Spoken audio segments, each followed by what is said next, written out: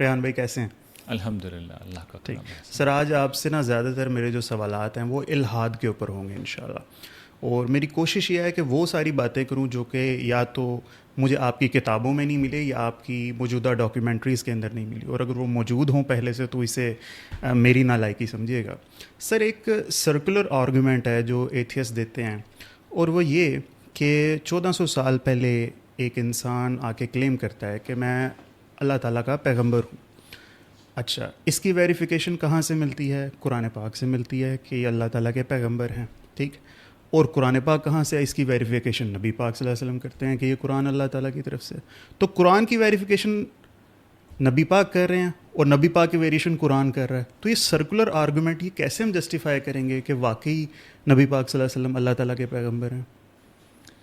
پہلے تو اس چیز کو سمجھ لیجئے کہ قرآن مجید اس وقت دنیا کی واحد کتاب ہے جس کی نسبت اس کے پیش کرنے والے نبی کی حوالے سے بالکل اوتھینٹک ہے۔ ٹھیک، یہ وہ چیز ہے جو دنیا میں کسی اور کتاب کو، مذہبی کتاب کو حاصل نہیں ہے۔ بلکہ اگر آپ مجھے اجازت دیجئے تو پرنٹنگ پریس کی ایجاد سے پہلے بھی جو کتابیں تصنیف ہوئی ہیں ان کے متعلق بھی کچھ نہیں کہا جا سکتا کہ ان کے جو مصنفین ہیں ان کی طرف اس کی نسبت ٹھیک ہے، یا اگر ٹھیک ہے تو پھر اس میں کتنا کچھ اضافہ بعد میں ہوا ہے۔ تو قرآن مجید پہلی چیز اس کے حوالے سے سمجھ لینی چاہیے کہ حضور کی طرف اس کی نسبت بالکل قطعی ہے، حتمی ہے، اس میں کوئی شک نہیں ہے۔ اس کے بعد جو اب سوال آپ کر رہے ہیں کہ قرآن مجید یہ کہہ رہا ہے کہ اللہ کے نبی ہیں آپ، اور حضور یہ کہہ رہے ہیں کہ یہ اللہ کی کتاب ہے، تو ظاہر ہے کہ اس کے لیے قرآن مجید نے کچھ دلائل دیے ہیں، اور یہ بات قرآن مجید نے کوئی آج کے لوگوں سے نہیں کہی، یہ تو جس وقت قرآن نازل ہو رہا تھا اسی وقت کہی گئی ہے نا۔ یعنی اصل میں آپ غور کیجئے تو یہ سوال اس وقت پیدا ہوا۔ تو قرآن مجید نے کیا صرف یہ سٹیٹمنٹ دی ہے کہ محمد الرسول اللہ؟ نہیں، ایسا نہیں ہے۔ آپ کو یہ جان کے حیرت ہوگی، قرآن پاک 90% استدلال کی کتاب ہے۔ ٹھیک، یعنی وہ ماننے والوں کے بیچ میں نازل نہیں ہوا، بے شک، وہ منکرین کے بیچ میں نازل ہوا ہے۔ تو منکرین تو مان ہی نہیں رہے، وہ تو مسلسل یہ کہتے ہیں کہ یہ تو ہمارے جیسے بشر ہیں۔ تو اب قرآن مجید کی یہ سٹیٹمنٹ کہ یہ اللہ کے رسول ہیں، تو آپ کا کیا خیال ہے، کہہ دینے سے مان لیں گے وہ؟ نہیں، اس طرح نہیں تھا۔ ٹھیک ہے، استدلال کیا ہے، دلیل دی ہے، ریزننگ دی ہے۔ وہ ریزننگ میں اب آپ کے سامنے رکھ دیتا ہوں۔ جی، وہ ریزننگ یہ، اور جو آج کے انسان کے لیے بھی بالکل ریلیونٹ ہے۔ دلائل میں سے پہلی دلیل یہ ہے کہ وہ کلام ان لوگوں میں نازل ہوتا ہے جو خطابت کے، شعر کے اور ابلاغ کے، بلاغت کے بادشاہ ہیں، جو اپنے آپ کو زبان والا کہتے ہیں اور باقی دنیا کو گونگا سمجھتے ہیں۔ قرآن مجید نازل ہوتا ہے اور ان کے سامنے چیلنج رکھتا ہے کہ اگر تم سمجھتے ہو کہ یہ انہوں نے گھڑا ہے، تم بھی بنا کے لے آؤ۔ حضور کی شہرت تو یہ تھی کہ حضور کو ایک شعر بھی صحیح طرح یاد نہیں ہوتا تھا۔ ٹھیک ہے، تو ان کے پاس آپ غور کیجئے کہ حضور کو غلط ثابت کرنے کا کتنا آسان موقع دے دیا تھا اللہ تعالیٰ نے۔ اب انہوں نے حضور پر ظلم و ستم کیے، ہجرت کرنے پر مجبور کیا، صحابہ کرام کو قتل کیا، گھر بار ان کے چھین لیے، ان سے جنگیں کیں، الزام، بہتان، تضحیک، تذلیل، کیا کچھ تھا جس کا سامنا نہیں ہوا۔ مارا پیٹا، ریلیجس پرسیکیوشن کی جو آخری شکل ہو سکتی تھی وہ کی گئی، سب کچھ ہوا، جواب دینے کی کوشش نہیں کی۔ کیوں؟ اس لیے کہ اگر جواب دیتے تو باقی لوگ بھی تو موجود تھے نا، ان میں سے ہر شخص جو تھا وہ سمجھتا تھا اچھا شعر اگر کہہ نہیں سکتا تھا، اچھا خطبہ دے نہیں سکتا تھا، تو اس کی اپریسیشن ضرور کر سکتا تھا، اور ان کے لیے بات واضح ہو جاتی کہ یہ ایک بالکل بچکانہ سا معاملہ ہے جو ہو رہا ہے۔ یہ پہلی بات ہے جو قرآن مجید نے رکھی، اور یہ اولین مخاطبین کے لیے تھا۔ دوسری بات قرآن مجید دلیل یہ دیتا ہے کہ یہ نبی ایسا تو نہیں ہے نا کہ کسی اور قوم سے اٹھ کے تمہارے بیچ میں آ گئے ہیں، صحیح ہے، تم لوگوں میں سے ہی ہے، تمہارے درمیان میں رہے ہیں، 40 سال تک تمہارے درمیان میں سے رہے ہیں۔ اچھا، تم یہ بھی جانتے ہو کہ تمہاری قوم امی ہے، مذہب کی کوئی تاریخ وہاں پر علمی طور پر نہیں تھی، یعنی وہ مذہبی لوگ تھے، حرم کے متولی تھے، لیکن وہ علم جو یہود و نصارہ کے علماء کو تھا اس کی کوئی روایت عربوں میں نہیں تھی. ٹھیک. بلکہ اس پہلو سے ہی یہ امی کہلاتے تھے. یہ لقب یہودیوں نے دیا تھا ان کو، ان پڑھ، اور اس سے مراد یہ تھی کہ جو لوگ مذہبی کتابوں سے واقف نہیں ہیں. اس کے بعد ایک روز حضور اٹھتے ہیں اور پھر وہ ان ساری کتابوں کے حوالے سے، مذہب کے حوالے سے انتہائی غیر معمولی گفتگو شروع کر دیتے ہیں. ٹھیک.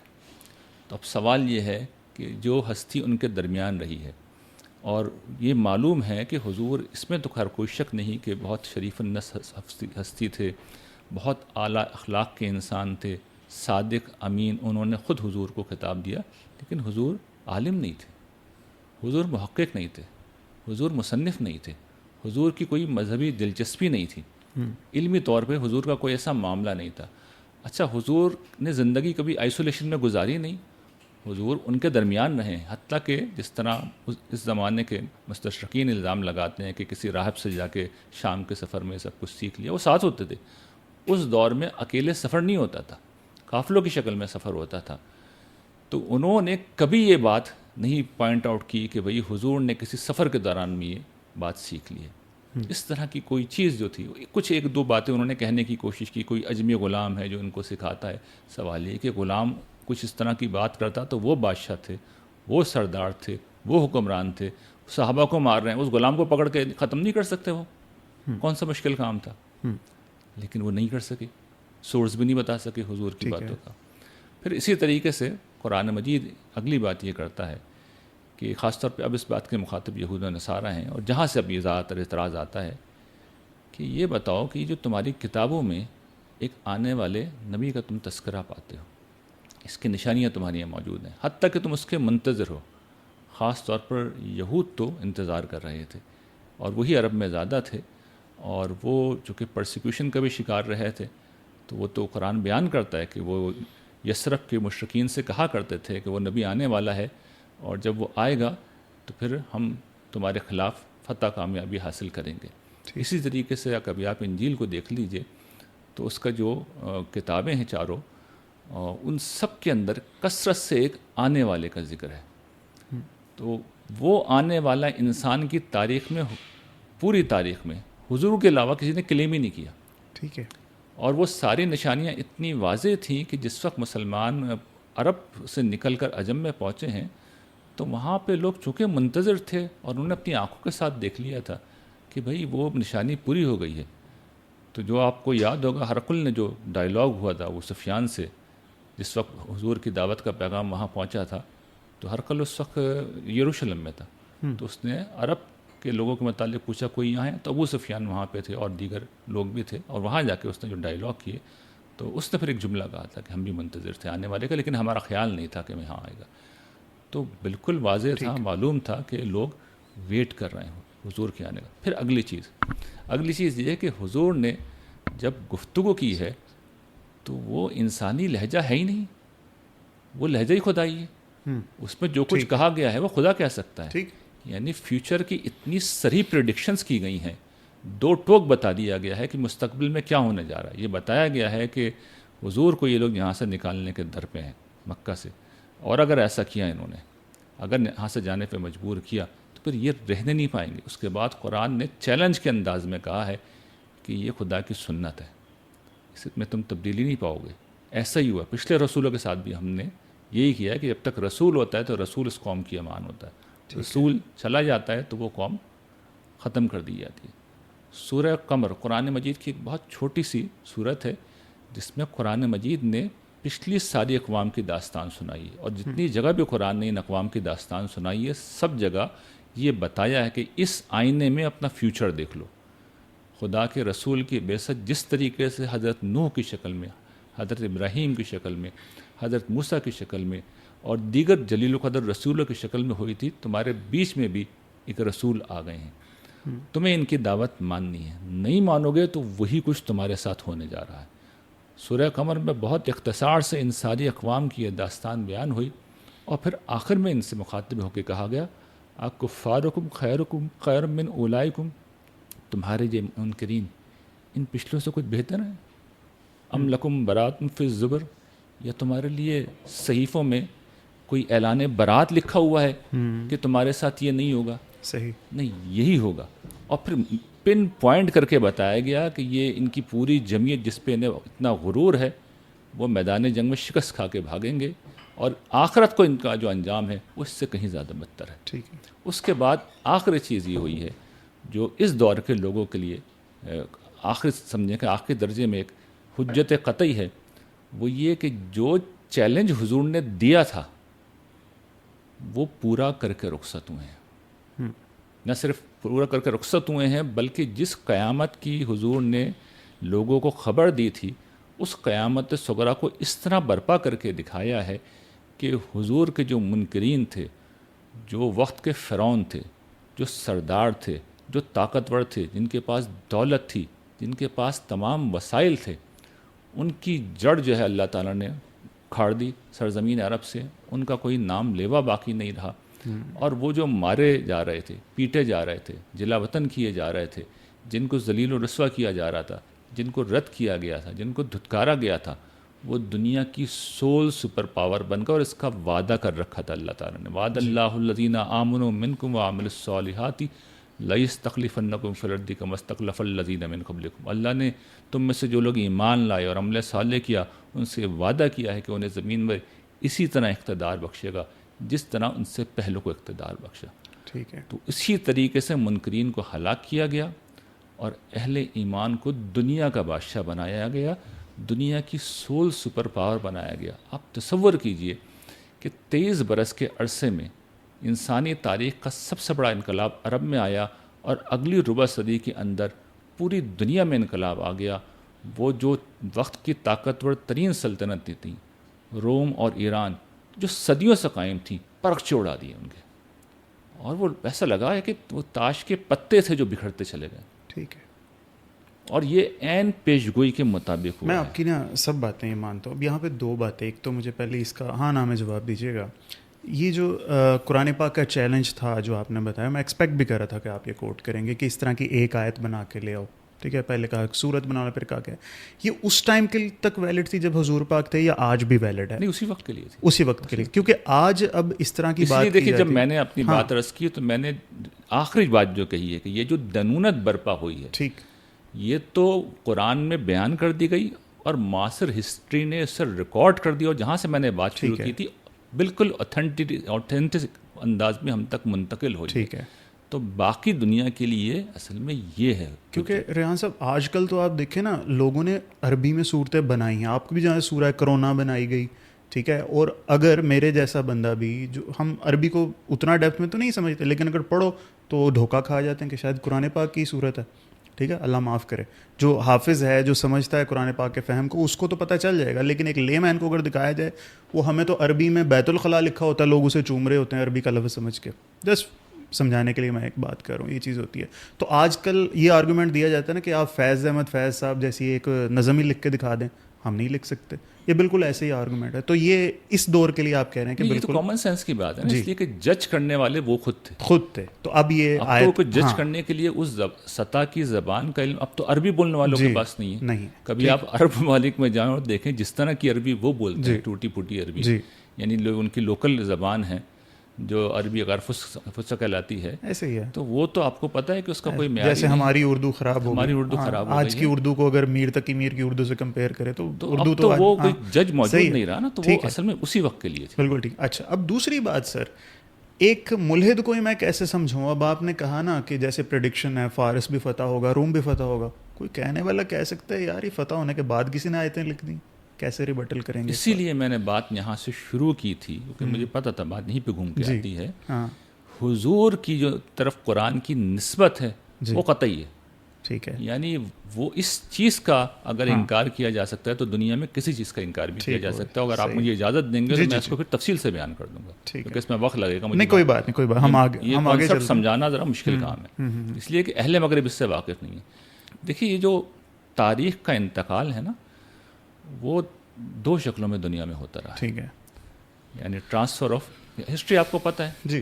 یہ جو تاریخ کیا ہوتی ہے، جتنے بھی جو کچھ واقعات ہوئے ہیں ان کا ریکارڈ ہے.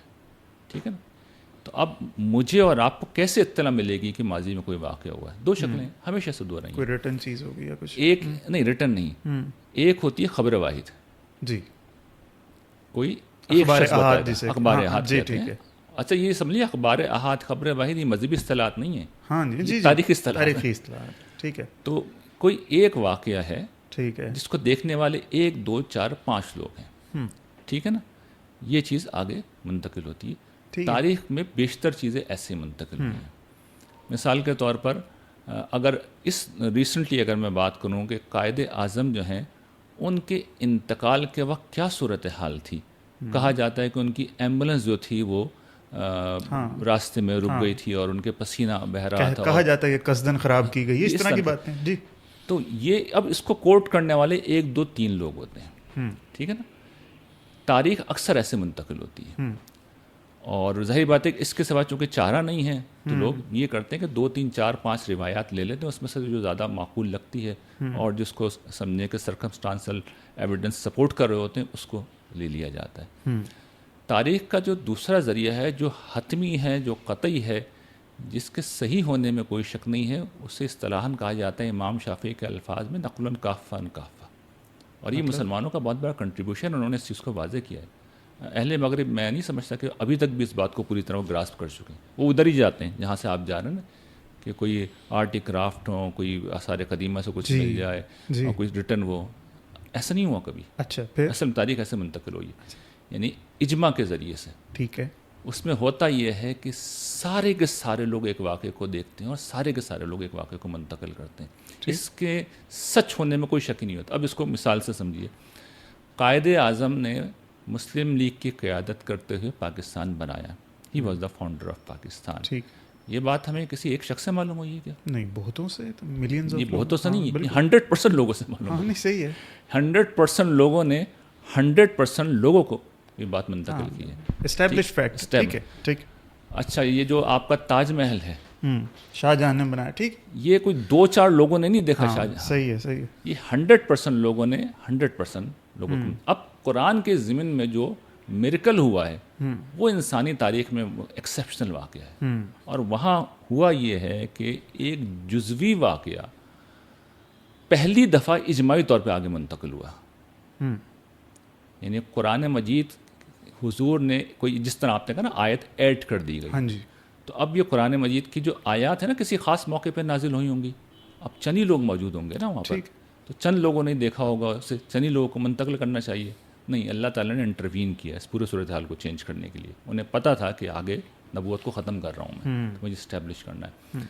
تو انہوں نے اس چیز کو میک شیور کیا کہ پہلی بات یہ کہ قرآن مجید کی جو ٹرانسمیشن رکھی گئی ہے وہ ریٹن نہیں ہے، اورل ہے. ٹھیک ہے.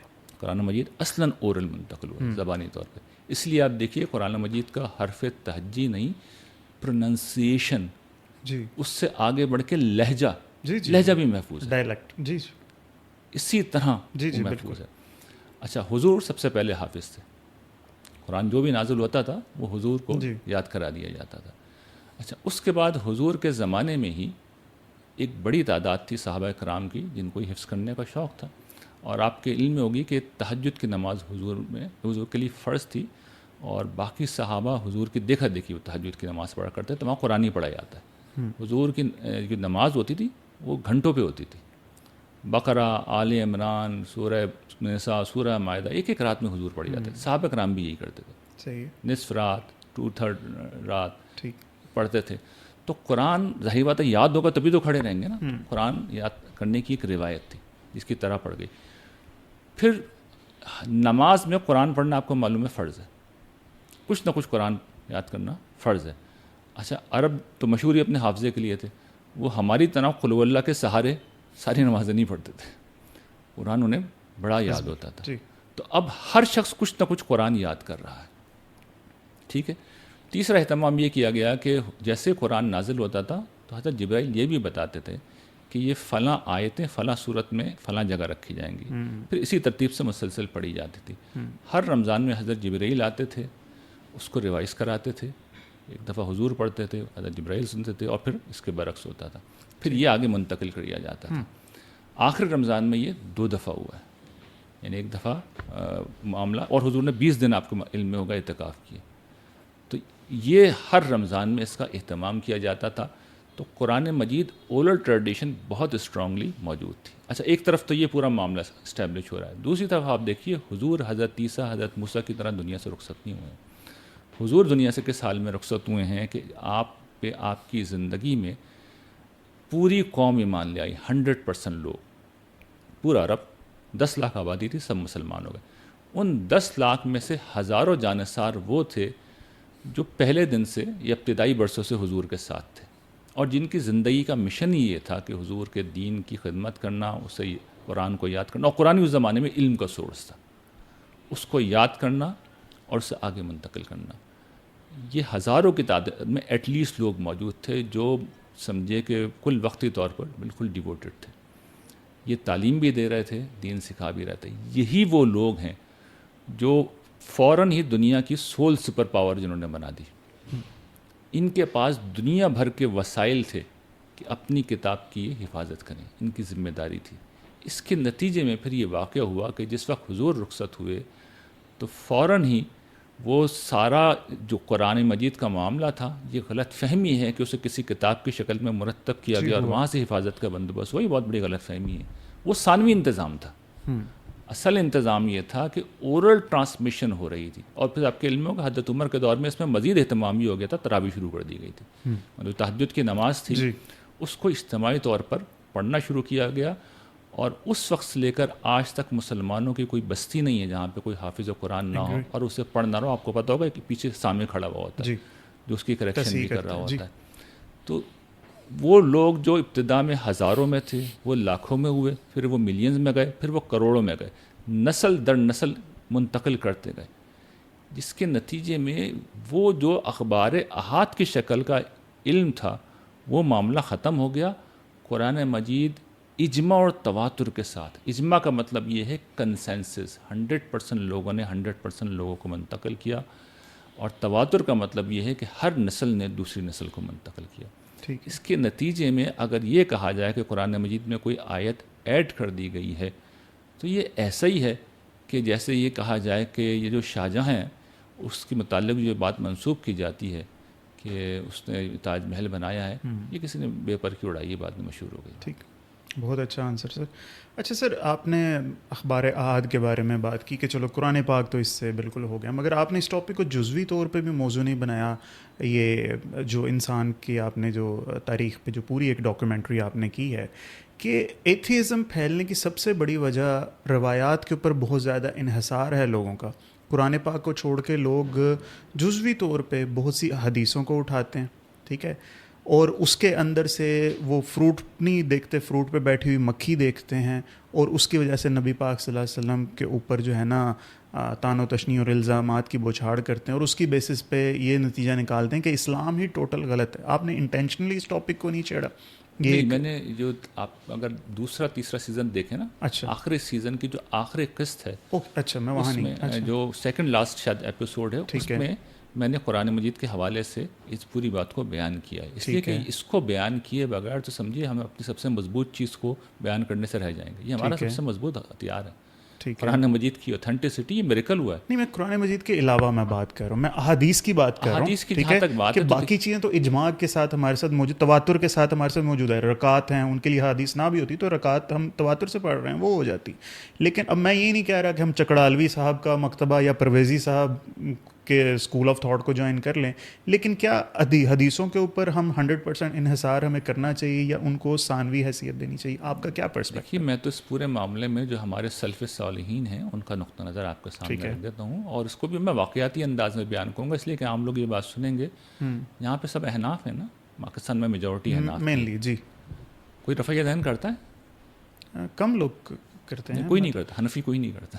اچھا، ٹھیک ہے. نہیں کرتے. وہابی لوگ کرتے ہیں. ہاں، جو اہل حدیث حضرات ہیں وہ کیوں کرتے ہیں؟ حدیثوں میں آیا ہے. ٹھیک ہے. احناف نہیں کرتے، حالانکہ حدیثوں میں آیا ہے.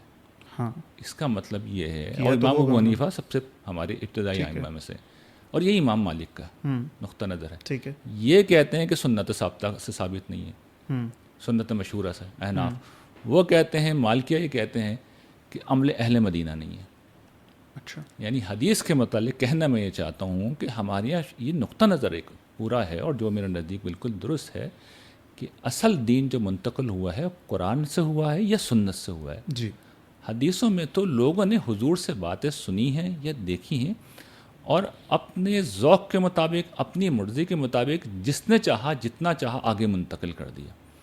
تو ہمارے شروع سے جو بڑے لوگ ہیں وہ حدیثوں کو اسی طرح دیکھتے ہیں کہ اسے قرآن پہ رکھ کے دیکھیں گے, سنت پہ رکھ کے دیکھیں گے, اور اکثر و بیشتر تو تطبیق ہو جاتی ہے. اور اگر کوئی سمجھ میں نہیں آ رہی, اور جس طرح میں نے مثال دی کہ اگر احناف رفع یدین نہیں کرتے تو آپ کا کیا خیال ہے, دائرہ اسلام سے خارج ہیں یا ان کی نماز نہیں ہوگی؟ بالکل بھی نہیں. تو پھر اگر حدیث کو یہ مقام حاصل ہے تو پھر احناف کیسے نماز پڑھنا ہے؟ اس کا مطلب یہ ہے کہ لوگوں نے اس کی جگہ پہ اسے رکھا ہے, دین کے بنیادی سورس کے طور پہ لیے ہی نہیں ہے. یعنی ہمیشہ اس کو دیکھا جاتا ہے کہ پیچھے جو اصل سورس ہے قرآن مجید اور سنت. ہاں حدیث کو بیان کیا جاتا ہے لیکن وہ ہمارا سمجھ لیجئے فرق یہ ہے کہ ہمارے جو فقہی مسائل ہیں وہاں پہ اس کو سورس کے طور پر بیان کیا جاتا ہے کیونکہ وہاں پہ جزوی تفصیلات احادیث کے اندر ملتی ہے. لیکن اصل دین جو حضور نے پریزنٹ کیا ہے, حضور نے دیا ہے, تو آپ کا کیا خیال ہے حضور کچھ لوگوں کے اوپر چھوڑ کے جائیں گے؟ نہیں, نبوت ختم کی گئی ہے. یہ کوئی معمولی واقعہ نہیں ہوا, بہت بڑی بات ہوئی ہے. اس کے لیے حضور نے دین کی پوری تھیوری قرآن مجید کی شکل میں, دین کی پوری پریکٹس سنت کی شکل میں اسی طریقے سے منتقل کی ہے. ہم نماز پڑھتے ہیں, ہم روزہ رکھتے ہیں, ہم حج کرتے ہیں. آپ کا کیا خیال ہے جب امام بخاری نے کتاب یہ لکھی صحیح بخاری, اس وقت مسلمانوں نے نماز پڑھنے شروع کی ہے؟ نہیں, بالکل بھی. امام مالک نے موطا لکھی ہے تب نماز پڑھنا شروع کی ہے. نماز پہلے دن سے پہلے سے چل رہی, یہ سنت ہے.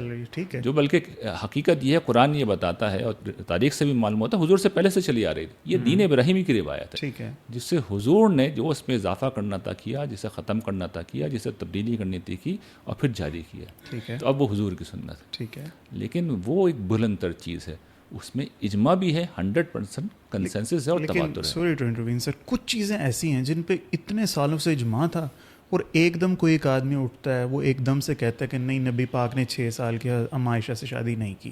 غامدی صاحب ایک دم سے کہہ دیتے ہیں کہ غار حرا تو قصہ کہانی ہے. اب مجھے بتائیں یہ آپ کا اصول یہاں پہ ویلڈ ہوتا ہے کہ نہیں ہوتا؟ کیونکہ آپ بھی ان کے مداح ہیں, آپ نے ان کے ساتھ کتنے پروگرام کیے. بتائیے, صرف غامدی صاحب کی نہیں, ایسے بہت سے لوگ ہیں جو ان کنونشنل قسم کا کچھ دیتے ہیں بات اور وہ کنونسنگ بھی ہوتا ہے, ان کے آرگومنٹ بھی اسٹرانگ ہوتے ہیں. تو اب ہم کیا کہیں, جو میجورٹیز اتھارٹی کے رول کو مانے جیسے آپ نے کہا, یا ان کی بات مانے, کیا کریں؟ دو چیزیں ہیں, ان کو الگ الگ سمجھ لیں. جب اجماع کا لفظ بولا جاتا ہے تو اس میں 2 چیزیں ہوتی ہیں. ایک یہ ہے کسی چیز کے دین ہونے پہ اجماع, ٹھیک ہے, مثال کے طور پر نماز دین ہے, جی ہے, اس پہ سب کا اجماع ہے. سب کا ہے. ظہر کی نماز میں 4 رکعتیں ہیں, سب کا اجماع ہے. ایک یہ ہے فہم پہ اجماع, یہ ایک الگ چیز ہے. مثال دیجیے گا. مثال کے طور پر بھی آپ نے جو ہے عائشہ کی والی بات کہی ہے نا, تو حدیثوں سے لوگوں نے کوئی بات سمجھی ہے, ٹھیک ہے نا, یا اسی طریقے سے یہ سمجھا جاتا ہے. میں زیادہ آپ کو فقہی نوعیت کی مثال دوں کہ زانی, شادی شدہ زانی کی جو سزا ہے رجم, وہ رجم. جی, تو یہ فہم ہے, یہ فہم کے اوپر اجماع ہے. یعنی آپ اصل سورس پیش کر رہے ہیں, اصل سورس موجود ہے جی, کہ سورہ نور میں یہ بیان ہوا ہے, ٹھیک ہے نا. اب اس سے کچھ سمجھا ہے لوگوں نے, ٹھیک ہے, اس فہم کے اوپر اجماع ہو گیا. تو فہم کے اجماع تو کوئی بھی چیلنج کر سکتا ہے. وہ حضور کے زمانے میں لوگ جو صحابہ کرام کر دیتے تھے ایک دوسرے کی بات کو. مشہور واقعہ ہے حضرت عبداللہ ابن عمر کا جو معاملہ ہے کہ وہ عذاب قبر والی جو بات ہے کہ مرنے والے کے اوپر اس سے عذاب ہوتا ہے, جب لواحقین روتے ہیں تو سیدہ نے تصحیح کی ہے کہ نہیں حضور کی بات یہ ٹھیک نہیں سمجھا. میں یہ نہیں کہتی کہ جھوٹ بول رہے ہیں, بات ٹھیک نہیں سمجھے. حضور نے یہ کہا تھا کہ یہ رو رہے ہیں, اس کو عذاب ہو رہا ہے. یعنی صورتحال جدا ہے, وہ اس کے غم میں رو رہے ہیں, صحیح. وہاں پہ صورتحال یہ ہے کہ اس کو عذاب ہو رہا ہے, رونا تو اس کے لیے رو. تو بات کو فہم ہے نا. اب فہم اگر حضرت عائشہ کریکشن نہیں کرتی تو دیکھیے کیا ہوتا. یہ آہستہ آہستہ لوگ کہتے بھئی یہ بات تو ٹھیک ہے, سمجھ میں بھی آ رہی ہے, لوگ لے لیتے اور پھر اس میں اجماع ہو جاتا. لیکن یہ فہم پہ اجماع ہوتا, یہ فہم پہ اجماع ہوتا. تو فہم پہ اجماع ہم زیر بحث نہیں لا رہے, نہ اس سے کوئی چیز دین بنتی ہے. ساری انسانیت مل جائے اور یہ کہے کہ جی فلاں چیز ہمارے فہم کے مطابق دین ہے, وہ دین کبھی نہیں بنتا. اس لیے میں نے ایک بات کہی تھی, فقہ کا ماخذ اور یہ کہہ رہا ہوں میں دین کا ماخذ، دین کا ماخذ حضور ہیں، حضور سے دین قرآن کی شکل میں ملا ہے، سنت کی شکل میں، یہاں سے چیزیں دین بنتی ہیں، فقہ سے فہم وجود میں آتا ہے، تو اس میں تو غلطی ہوگی، وہ پرانے زمانے کے لوگ بھی نکالتے رہے، آج کے بھی نکالتے رہے، غلطی یہ ہو گئی اس دور کے لوگوں سے کہ انہوں نے اس فقہی فہم کو یا تاریخی فہم کو دینی فہم بنایا، اور جب دینی فہم کو کوئی عالم چیلنج کرتا ہے تو ہم کہتے ہیں بددین ہے، زندیق ہے، ملحد ہے، نئی نئی باتیں کر رہا ہے۔ کوئی نئی بات نہیں ہو رہی، پہلے دن سے ہی نئی باتیں ہوتی رہی ہیں۔ یہ جو آپ کے ائمہ کی روایت ہے، امام مالک، امام ابو حنیفہ، امام شافعی، امام احمد بن حنبل، یہ ان میں سے ہر شخص پچھلے شخص کی کسی نہ کسی پہلو سے تردید کر رہا ہوتا تھا، اس سے اختلاف کر رہا ہوتا تھا۔ تو بھائی اگر پچھلے 3 لوگوں کا اجماع تھا تو چوتھا شخص الگ بات کیوں کر رہا ہے؟ حق ہوتا ہے، کیونکہ نص تو وہی ہے نا، وہی قرآن ہے، وہی سنت ہے، اس کو دیکھ کے ایک دوسرا فہم بیان کیا جا سکتا ہے، وہ دلیل دے گا۔ ہماری مرضی ہے، ماننا ہے مانے، نہیں ماننا نہ مانے، اس سے کچھ بھی نہیں ہوگا۔ ٹھیک ہے، صحیح ہے۔ اچھا سر، اتنا عظیم ہم کہتے ہیں ہمارا دین اسلام ہے، اس میں تو کوئی کنفلکٹ ہونا ہی نہیں چاہیے تھا کسی قسم کا۔ میں اب اس کنفلکٹ کی بات نہیں کر رہا کہ ایک روایت کو سمجھنے میں آپ کا فہم کچھ اور ہے، میرا فہم کچھ اور، ہم آنیسٹ ہیں دونوں، تو ہمیں کچھ نہ کچھ ملے گا، آپ کو ڈبل مل جائے گا، مجھے ایک مل جائے گا، یہ چیزیں ہیں۔ لیکن نبی پاک صلی اللہ علیہ وسلم کے جاتے ہی جو کنفلکٹ بنا ہے صحابہ کے درمیان، ٹھیک ہے، اہل سنت بن گئے، تشیع بن گئے، ڈونٹ یو فیل یہ ہمارے نبی پاک صلی اللہ علیہ وسلم کی کمپیٹنس پہ کوشچن ہے کہ اتنا اسٹیبلش کر کے ایسے فیل ہوتا ہے جیسے کوئی لوگ ان کے جانے کے انتظار میں تھے اور اتنا کنفلکٹ ایک دم ہو گیا، اتنی کلیئرٹی سے نہیں کوئی سوچے۔ میں تو یہ سمجھتا ہوں کہ حضور کی صداقت کا سب سے بڑا ثبوت ہے۔ کیسے سر؟ وہ اس طرح کہ جب تک حضور کے تربیت یافتہ لوگ موجود رہے، دیکھیے کوئی مسئلہ نہیں ہوا۔ یعنی میں آپ کو پوری تاریخ سنا دیتا ہوں۔ حضور کے جانے کے بعد آپ کو پتا سب سے پہلا کرائسس پیدا ہو گیا تھا، خلیفہ کی خلافت کا کرائسس پیدا ہوا تھا۔ اس وقت 2-3 نقطہ نظر اس وقت بھی موجود تھے، جی ٹھیک ہے، اور وہی مسئلہ تھا، اقتدار کا ہی مسئلہ تھا۔ جی سب سے پہلا مسئلہ تو وہ ہوا تھا کہ ثقیفہ بنی سعدہ میں انصار کی بیٹھک شروع ہو چکی تھی۔ ہاں جی، حضرت ابو بکر کو جیسے بتایا گیا تو انہوں نے حضرت عمر کو اور حضرت ابو عبیدہ بن جرح کو لے کے وہاں پہنچے، اور آپ دیکھیے وہاں پر وقت زیادہ لگ جائے گا ورنہ میں پوری گفتگو سنایا تھا وہاں پہ کیا مکالمہ ہوا ہے، آپ کے علم میں ہوگا، عام طور پر علم میں۔ اب آپ دیکھیے عرب کی تاریخ کا انتہائی عجیب و غریب معاملہ ہوتا ہے وہاں۔ جب حضرت ابو بکر نے دلائل دیے، یاد دلایا کہ حضور تو دیکھو یہ کہہ کے گئے ہیں، عرب کی تاریخ میں پہلی دفعہ ایک قوم نے اپنے سردار کو چھوڑا جو کبھی نہیں چھوڑتے تھے، وہ کسی صورت میں نہیں چھوڑتے۔ سعد بن عبادہ کو چھوڑ دیا، جی ان کے سائڈ پہ آ کے کھڑے ہو گئے۔ ٹھیک ہے، سعد بن عبادہ کے لیے صورتحال اس درجے کی آکورڈ تھی کہ پھر وہ مدینے میں نہیں رہ سکے۔ یعنی وہ آئیڈیل وقت تھا کہ حضور کی تربیت پہ ہم سوال اٹھا دیتے اگر اس وقت اختلاف ہو جاتا۔ نہیں، آپ غدیر خم کو نہیں مانتے؟ دیکھیے غدیر خم کا اس سے کیا تعلق ہے؟ اب یہ اس کی انڈرسٹینڈنگ اس کے کنفلکٹ سے کیا تعلق ہے؟ حضور کی تربیت سے کیا؟ یہ تو سیدنا علی کھڑے ہو کے اگر یہ کہتے کہ بھئی بغاوت کر دیتے اور سیدنا علی اس واقعے کو پیش کرتے کہ تمہیں یاد نہیں ہے اے ابو بکر، اے عمر، تمہیں یاد نہیں ہے کہ غدیر خم کے موقع پہ کیا ہوا تھا؟ حسن میرے ساتھ آؤ، حسین میرے ساتھ آؤ، ابو ذر غفاری میرے ساتھ آؤ، فلاں فلاں میرے ساتھ آؤ۔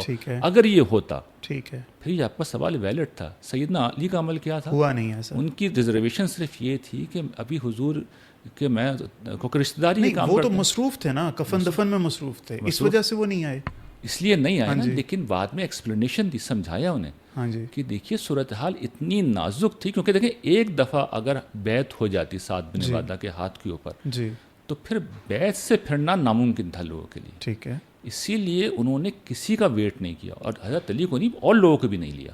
یعنی ایک تو کہہ سکتے ہیں نا کہ وہ مصروف تھے، بھائی زبیر بھی تھے، طلحہ بھی تھے، اور لوگ بھی تھے، بڑے بڑے لوگ موجود تھے، جو اس وقت موجود تھا اس کو لیا اور لے کے وہ فوراً چلے گئے، اس مسئلے کو سالو کیا۔ وہاں صورتحال پھر حضرت عمر نے پورا ایکسپلین کیا ہے، صورتحال پیدا کس طرح ہوئی، یہ صحیح بخاری میں پورا واقعہ ہے۔ جب بعد میں کسی نے کوشش کی، انہوں نے ایکسپلین کیا ہے کہ موقع ہی نہیں تھا اس وقت۔ تو صورتحال یہ تھی کہ ابو بکر تھے، جیسے ہی یہ بات حضرت ابو بکر نے سمجھا دی کہ قریش کے علاوہ کسی کو نہیں جا سکتا، تو اب انہوں نے یہ کہا، حضرت ابو بکر جو کہ بہت صاحب بصیرت تھے، کہ یہ ابو عبیدہ بن جرح ہیں، یہ عمر ہیں، ان میں سے جس کے ہاتھ پہ چاہو بیعت کر لو۔ یعنی یہ معاملہ اسی جگہ طے ہونا ضروری تھا، ورنہ پھر ظاہر بات ہے یہ لوگ جاتے، پھر آپس میں کوئی مشورت ہوتی، اس دفعہ بیعت ہو جاتی تو بڑا ہنگامہ ہوتا۔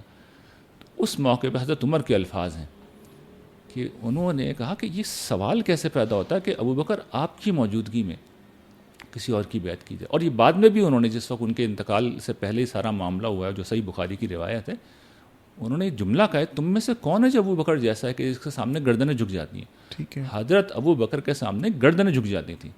میں آپ کو ایک اور سناتا ہوں ان کی حیثیت کیا تھی. حضور کا جب اس دنیا سے انتقال ہوا, رحلت ہوئی, تو صحابہ کرام کی جو حالت تھی وہ معلوم ہے. ہم جانتے ہیں کہ جو غم کی, صدمے کی کیفیت تھی, یعنی ایک طرح سے لوگ بالکل ڈسہارٹ ہو کے بیٹھ گئے تھے, اس لیے کہ ابھی تو پیشگوئیاں بہت تھیں نا, عجم کو فتح ہونا تھا, ابھی تو عرب فتح ہوا ہے. حضور تو ینگ تھے, کوئی ایسی ایج تھی, مڈل ایج تھے حضور تو, وہ ہمارے لحاظ سے 61 تھی. حضور کے بال بھی سفید نہیں ہوئے تھے, مکمل ایکٹیو تھے حضور. لوگوں کو خیال تھا کہ حضور کی قیادت میں وہ جو پیشگوئی ہوئی ہے کہ ابھی مدائن کے خزانے آئیں گی اور قیصر اور کسریٰ, ان ایکسپیکٹڈ. حضرت عمر نے تلوار نکال لی. حضرت ابو بکر واحد آدمی تھے جو تشریف لائے, حضور کے حجرے میں گئے, پیشانی مبارک کو بوسہ دیا. حضرت عمر کو واپس آ کے روکنے کی کوشش کی, نہیں سنا انہوں نے. کھڑے ہوئے, اللہ کی حمد و ثنا کی, اور پھر وہ تقریر کی جس سے زیادہ خوبصورت تقریریں کم کی گئی ہیں, جو 2-3 جملے پہ مشتمل. من کان یعبد محمد فإن محمدا قد مات, من کان یعبد اللہ فإن اللہ حی لا یموت. جو شخص محمد کی عبادت کرتا تھا وہ جان لے ان کا انتقال ہو گیا, اور جو اللہ کی عبادت کرتا ہے وہ جان لے وہ زندہ ہے, وہ کبھی نہیں مرے گا. اور پھر وہ آیت پڑھی جو جنگ احد کے وقت اصل میں نازل ہوئی تھی, اور جب آپ کے علم میں ہوگا کہ حضور کے قتل کی افواہ اڑ گئی تھی, شہادت کی افواہ اڑ گئی تھی, اسی وقت بھی صحابہ اسی طریقے سے بیٹھ گئے تھے, دل ہار دیا تھا انہوں نے. تو اس پہ قرآن نے تبصرہ کیا تھا کہ وما محمد اللہ رسول قد خلت من قبلہ الرسل افإن مات او قتل انقلبتم علی اعقابکم ومن ينقلب علی عقبیہ فلن یضر اللہ شیئا وسیجزی اللہ الشاکرون. محمد تو اللہ کے رسول ہیں, ان سے پہلے بھی بہت رسول گزرے. کیا ان کا انتقال ہو جائے, کہ وہ قتل کر دیے جائیں تو تم الٹے پاؤں پھر جاؤ گے؟ جو پھرے گا وہ اللہ کو کوئی نقصان نہیں پہنچا سکتا. اللہ شکر گزاروں کو بدلا دے گا. یہ آیت انہوں نے پڑھی اور صحابہ کرام کو لگا کہ قرآن پہلی دفعہ نازل ہوا ہے, سب کی گردنیں جھک گئیں. تو حضرت ابو بکر کا یہ اسٹیٹس تھا, یہ اسٹیچر تھا. مدینے پہ جس وقت حملہ ہر طرف سے متوقع تھا ان کی خلافت کے بعد, تو ایک لشکر حضور نے نامینیٹ کیا تھا حضرت اسامہ کی قیادت میں, جسے شام میں جانا تھا حضرت زید کی بدلے کے لیے. تو سب صحابہ, ان کا شعور یہی کہہ رہا تھا کہ ابھی مدینے کو خطرات کے عالم میں نہیں چھوڑا جا سکتا. وہ جم گئے, مدینہ رہے مٹ جائے, خلافت رہے ختم ہو جائے. جس بات کا حکم حضور نے دیا ہے میں اس کے خلاف نہیں جا سکتا, میں اس حکم کو ختم نہیں کر سکتا. مدینے میں وہ کہتے ہیں اس حال میں ہو جائے کہ یہاں پر جانور آ کے ازواج مطہرات کے پاؤں نوچیں, میں اس کو بھی گوارا کر سکتا ہوں. حضور کا حکم نہیں ٹالا جا سکتا. یعنی وہ آخر درجے کو جو تقدس تھا مسلمانوں کی ماؤں کا, اس تقدس کو سامنے رکھ کے انہوں نے کہا. تو آپ دیکھیے اس شخص کا ڈٹرمنیشن, ان کی ہستی, ان کی عظیمت, ان کا مقام, ان کا مرتبہ, ان کی قربانیاں, ان جیسا کوئی تھا ہی نہیں. چنانچہ جب ان کا خلافت کا فیصلہ ہو گیا تو سیدنا علی نے پوری زندگی, میں کہتا ہوں پوری زندگی, بھائی آپ سب لوگ دوسرے ان کا موقف بیان کرتے ہو, کبھی ان سے تو ان کا موقف پوچھ لو نا. انہوں نے تو عمل کر کے اپنا موقف بتایا ہے. وہ وزیر رہے ہیں, مشیر رہے ہیں, حضرت عمر کے زمانے میں پریکٹیکلی وزیر اعظم تھے وہ. یعنی سوری ٹو انٹرپٹ, آپ خم کی انڈرسٹینڈنگ آپ کی وہ نہیں ہے کہ ان کو پولیٹیکل لیڈرشپ نہیں دی نبی پاک, وہ تو بعد میں آئیں گے نا. سوال یہ کہ اگر دی تھی, اگر کا مطلب آپ وہ نہیں لیتے. مان لیا یہ بات صحیح ہے, سب کچھ صحیح ہے, تو کلیم مجھے آپ کو کرنا چاہیے, سیدنا علی کو کرنا چاہیے. سیدنا علی کو کرنا, مگر بعد میں سر شکشکا کا اگر آپ پڑھیں خطبہ سر, اس میں تو وہ یہی کہہ رہے ہیں کہ ان کا عمل کیا بتا رہا ہے. یا تو آپ معاذ اللہ میں تو سوچ بھی نہیں سکتا کہ کوئی بزدل انسان تھے کہ جناب وہ اللہ کے رسول نے ایک حکم دیا. ابو بکر کا میں نے حال آپ کو بتا دیا, اور سیدنا علی معاذ اللہ اتنے کمزور انسان تھے, وہ شیر و خدا ہیں, وہ اتنے بزدل ہیں کہ جان بچانے کے لیے حضور کے حکم کو ٹال دیا. بہت معذرت کے ساتھ یہ بات تو کہہ رہے ہیں, جو بات نہیں, یہ بات نتیجہ نکلتا ہے 100%, کوئی دوسرا نتیجہ نکل نہیں سکتا اس کا. یاد رکھیے گا, اگر سیدنا علی نے حضور کے حکم کو پورا نہیں کیا تو پھر آپ سوچئے پھر وہ کون ہیں.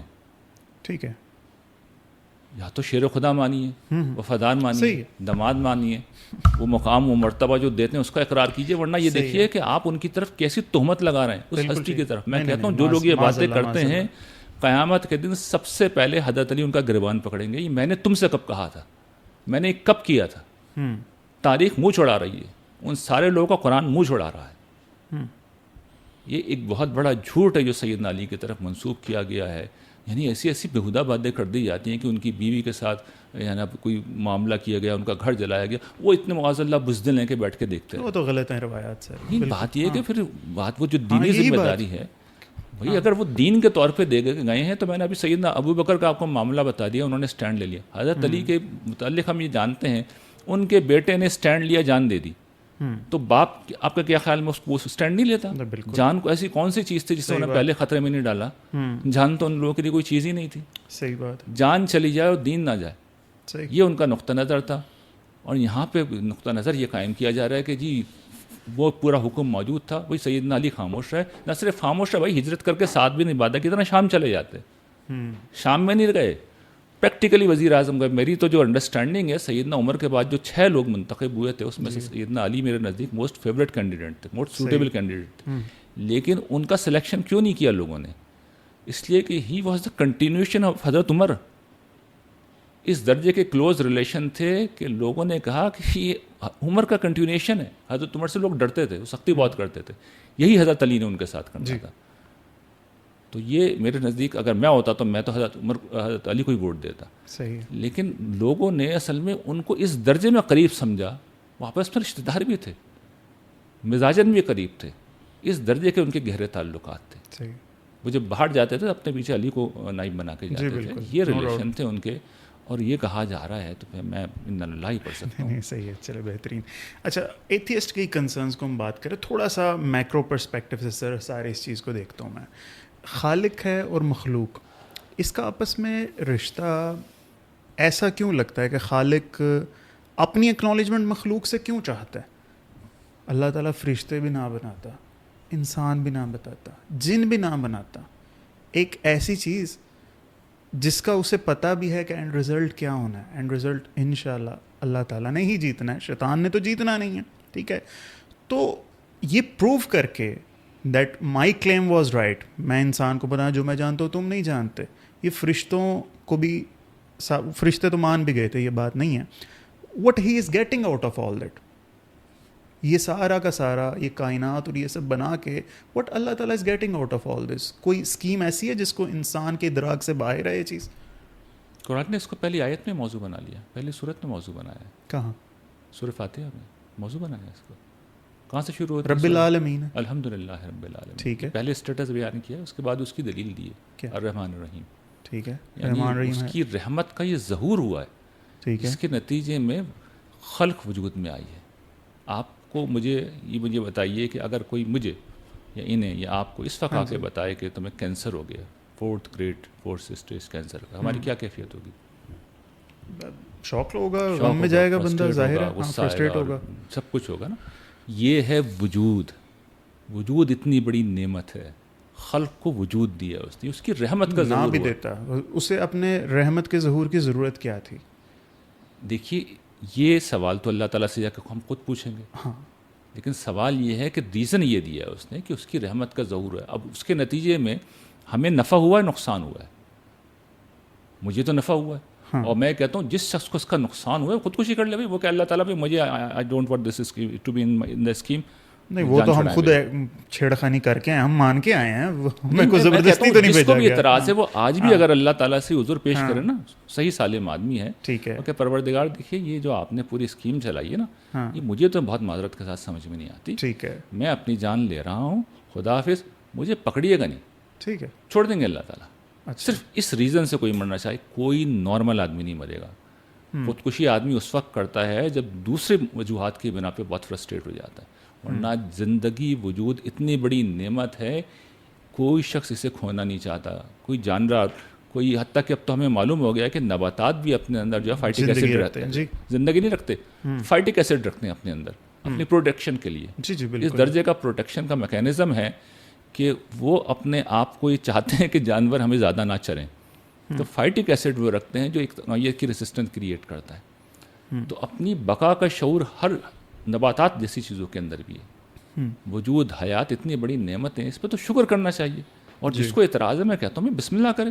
مجھے امید ہے اللہ تعالیٰ اسے چھوڑ دیں گے. اگر یہ جینون قسم کا وہ ریزن دے کے خودکشی کرتا ہے، چھوڑ دیں گے اللہ تعالیٰ. چلیں ٹھیک ہے. یعنی یہ سبجیکٹو میٹر ہے کہ احمقانہ بات ہے. یعنی میں نے جتنے لوگ دیکھے اس طرح کی باتیں کرتے ہوئے ان میں سے ایک شخص بھی چھوٹا سا نقصان نہیں چاہتا.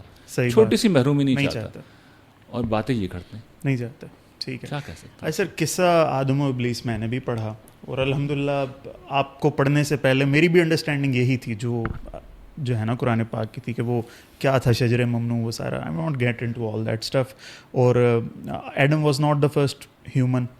مجھے بتائیں یہ ہوموسیپین تھے یا نیانڈرٹل تھے، کیا تھے؟ کیونکہ یوول نوآ ہراری کے مطابق تو 70,000 ایئر پہلے وہ کوگنیٹو ریولیوشن آئی ہے. تو حضرت آدم کیا تھے؟ ہوموسیپین تھے؟ خیال یہی ہے کہ ہومو سیپین سیپین ہی تھے. سیپین ہے، یعنی ہومو حضرت سیپین میں آدم بھی جو اسپیسیفک تھی نا، جسے سویلائزڈ ہیومن کہا جاتا ہے، اسے ہومو سیپین سیپین کہتے ہیں. ہوموسیپین سیپین. ہاں، تو وہ تھے یہ. اچھا، اور یہ اس سے پہلے کے؟ نہیں، بات کے. یعنی وہ یہ مسلسل جس طرح قرآن نے بیان کیا نا، تصفیہ کا عمل ہوا ہے. صحیح ہے. تو مسلسل پیوریفیکیشن ہوتی چلی گئی ہے. تو جب وہ ایک جگہ پہ پہنچ گئے تو لگتا یہ کہ کوئی بہت بڑا باٹل نیک ہوا ہے. مطلب یہ کہ بہت بڑا حادثہ ہوا ہے جس کے نتیجے میں اس پوری نسل کو وائپ آؤٹ کر دیا اللہ تعالیٰ نے. اس میں سے 2 لوگوں کو بچایا ہے. وائپ آؤٹ کیا یا چوز کیا 2 کو؟ نہیں، نسل تو پوری موجود تھی نا. اچھا، یعنی وہ بڑی تعداد میں پیدا ہو رہے تھے ہومو سیپین. اور ابھی یہ سائنسدان بتاتے بھی ہیں جو ماہر ہیں اینتھروپولوجسٹ، کہ یہ افریقہ میں کسی جگہ پہ یہ سارے معاملات ہوئے ہیں جہاں پہ بالکل باٹل نیک ہو گیا تھا پاپولیشن کا. ایسا تو ہومو سیپینز نہیں مارے ہیں نا، ہم نے مارے ہیں دوسرے والے. کئی دفعہ ہوا تاریخ میں، کئی دفعہ ہوا. وہ 10,000 سال پہلے ہوا ہے، 8,000 سال پہلے ہوا ہے. میں بات کر رہا ہوں یہ جو 70,000 کے اراؤنڈ ہے. قیاس کیا جاتا ہے کہ وہاں پہ بہت بڑا باٹل نیک ہوا ہے پاپولیشن کا. اچھا، تو اسی زمانے میں لگتا ہے کہ اللہ تعالیٰ نے ایک لڑکا لڑکی کو بچایا ہے. ان کو فرشتوں کی نگرانی میں کسی جگہ پہ رکھا ہے، پھر ان کے اندر وہ روح پھونکی گئی ہے. یعنی وہ اس کے بعد وہ سویلائزڈ ہیومن بینگ. ٹھیک ہے، کوگنیٹو ریولیوشن اسی کو ہی کہہ رہے ہیں ہم. ٹھیک ہے، صحیح. بٹ یہ ہم قیاس ہے. obviously we cannot be 100% sure. تو اچھا، آپ کے مطابق ان 2 کے علاوہ پھر کوئی انسان نہیں تھا اس وقت قرآن ارض میں؟ نہیں، میں یہ نہیں رول آؤٹ نہیں کر رہا. It could be a possibility. Then بلکہ ہمیں تو جینیٹک اب جو چیزیں بتاتی ہیں اس کے بعد لگتا ہے کہ انسانوں نے تو نندرتھل کے ساتھ بھی سیکشل ریلیشن. جی، وہ تو پروو ہو گیا نینڈرٹل کے ساتھ کر کے. انسانوں نے یہ سارے معاملات کیے ہیں اور کرتے رہے، اس کے نتیجے میں وہ جینس تو دوسرے آتے رہے. ٹھیک ہے. اب اگر آپ کی بات مان لی جائے تب ایتھیسٹ کا اگلا اعتراض، کیا ہم بہن بھائیوں نے سیکس کیا؟ ہم بہن بھائیوں نے سیکس کیا؟ پھر اگر آپ کہہ رہے ہیں کہ 2 ہی تھے اور کوئی تھا نہیں، پھر نہیں. دیکھیے، یہ تو خدا کی شریعت ہے نا. اس شریعت میں آپ یہ جانتے ہیں کہ ایک قانون ہے کہ اصل حرمت جو ہے وہ ماں اصل و فرع کی ہوتی ہے.